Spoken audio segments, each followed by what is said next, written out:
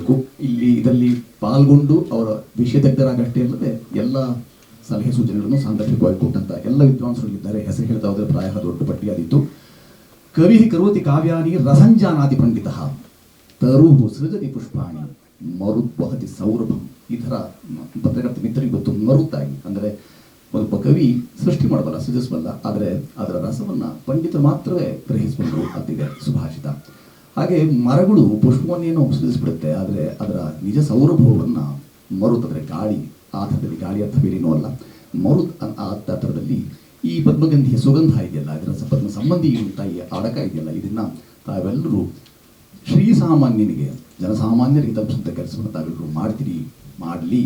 ಅದು ಮಿಕ್ಕಿದ ಹಾಗೆ ಇಂಥದೊಂದು ಭವ್ಯವಾದ ದಿವ್ಯವಾದ ಕಲ್ಪನೆಯನ್ನು ಇಂಥದ್ದು ಆಗಬೇಕು. ನಮ್ಮ ನೆಲದ ಅಸ್ಮಿತೆಯನ್ನು ಯೋಚನೆ ಮಾಡಿದಂಥ ನಮ್ಮ ವಿದುಷಿ ಪ್ರೊಫೆಸರ್ ಎಸ್ ಆರ್ ಲೀಲಾ ಅವರಿಗೆ ಪ್ರಥಮ ಮತ್ತೊಮ್ಮೆ ನಾನು ಬಾಗಿದ ಶ್ರೀರಾಮದ ಮುಗಿದ ಕಾರಣ ನಮನವನ್ನು ಅರ್ಪಿಸ್ತೇನೆ.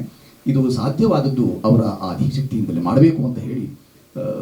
ಸಾಮಾನ್ಯವಾಗಿ ತಮ್ಮೆಲ್ಲರಿಗೂ ಗೊತ್ತಿರುವಾಗೆ ಒಂದು ಚಿತ್ರ ಅಷ್ಟು ಸುಲಭವಾಗಿ ಆಗುವಂಥದ್ದಲ್ಲ. ಹಾಗೆ ಆಗಬೇಕು ಅಂತಂದಾಗ ಇದರ ಹಿಂದಿರಾಗಿರುವ ಅಷ್ಟು ಶ್ರಮವನ್ನು ಅವರು ಹೆಗ್ಲ ಮೇಲೆ ಹೊತ್ಕೊಂಡು ನಮ್ಮೆಲ್ಲರನ್ನು ಕೈ ಹಿಡಿದು ನಡೆಸಿದ್ರು. ಹಾಗಾಗಿ ವಿಶೇಷವಾದ ಆಭಾರವನ್ನು ಮೊಟ್ಟ ಮೊದಲಿಗೆ ನಾನು ಅವರಿಗೆ ಅರ್ಪಿಸಿಕೊಡ್ತೇನೆ. ಈ ಚಿತ್ರದ ನಾನು ಈ ತಂಡವನ್ನಷ್ಟೇ ಪರಿಚಯಿಸೋ ಕೆಲಸ ಮಾಡ್ತೇನೆ. ಈ ಕೆಲವು ತಾವೆಲ್ಲರಿಗೂ ನೋಡೇ ಇದ್ದೀರಿ.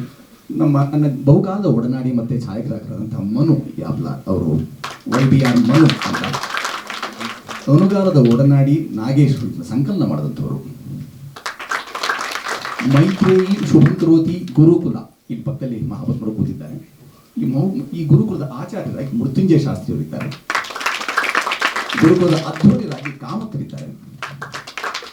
ಈ ಚಿತ್ರದಲ್ಲಿ ನಟಿಸೋದಷ್ಟೇ ಅಲ್ಲದೆ ಸ್ವರ ಸಂಯೋಜನೆ, ಹಿನ್ನೆಲೆ ಸಂಗೀತ ಇತ್ಯಾದಿಗಳನ್ನು ಬಹುಕಾಲದ ಪರಮಶಿವನ್ ಅಂತ ಬಹಳ ದೊಡ್ಡ ವಿದ್ವಾಂಸರು, ಅವರ ಸುಪುತ್ರೋ ಕುಲದೀಪಕ ಅನ್ನೋಗೆ ದೀಪಕರು ಡಾಕ್ಟರ್ ರಂಗ ಸಂಗೀತದಷ್ಟೇ ಅಲ್ಲದೆ ಉಭಯ ಗಾರುಡಿಗ ಸಂಗೀತದ ಮೇರು ಅಂಥ ಪರಮಶಿವನ್ನವರ ಅದೇ ಎತ್ತರದ ನಮ್ಮ ಡಾಕ್ಟರ್ ದೀಪಕ್ ಪರಮಶಿವನ್ನು IIT ಪ್ರೊಫೆಸರ್ ಸಹ ನಿವಾಸಿ. ಆದರೂ ಸಹ ಈ ಸಿನಿಮಾಕ್ಕಾಗಿ ಇಂಥದಕ್ಕಾಗಿ ಅಂತ ಯಾವಾಗಲೂ ಜೊತೆಗೂಡಿ ಕೆಲಸ ಮಾಡ್ತಾರೆ. ಅಂಥವ್ರಿಗೆ ನಾನು ಧನ್ಯವಾದ ಅರ್ಪಿಸ್ತೇನೆ. ಶ್ರಾವ್ಯವಾದಂತಹ ಸ್ವರವನ್ನು ನೀವು ಗಮನಿಸಿದ್ದೀರಿ, ಕೇಳಿದ್ದೀರಿ.